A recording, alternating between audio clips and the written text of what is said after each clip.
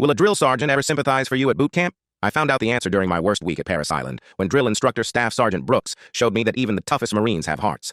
I was struggling hard during week 6 of boot camp. Everything that could go wrong was going wrong. I'd failed my first physical fitness test, couldn't hit the broad side of a barn on the rifle range, and kept making stupid mistakes that got the whole platoon punished. The breaking point came on a Thursday when I got a Red Cross message that my grandmother had passed away. She was the one who raised me after my parents died in a car accident when I was 12. I was trying to hold it together, but during evening cleanup, I just broke down crying while folding my uniforms. I thought I was alone in the squad bay, but Brooks walked in and saw me losing it. I expected him to start screaming about weakness and how Marines don't cry. Instead, he just stood there for a minute watching me struggle to pull myself together. "What's going on, recruit?" he asked in a voice I'd never heard from him before. No yelling, no insults, just genuine concern. I told him about my grandmother and how she was the only family I had left. How she used to send me letters every week, but now there wouldn't be any more letters. Brooks listened without interrupting. When I finished, he sat down on the footlocker next to me. "My grandmother raised me too," he said quietly. "Lost her during my second deployment to Afghanistan." I looked up, shocked to hear my drill instructor talking about his personal life. "You think she'd want you to quit?" he asked. I shook my head. Grandma would have been furious if I gave up on anything, especially something I'd worked this hard for. "Then don't quit," Brooks said.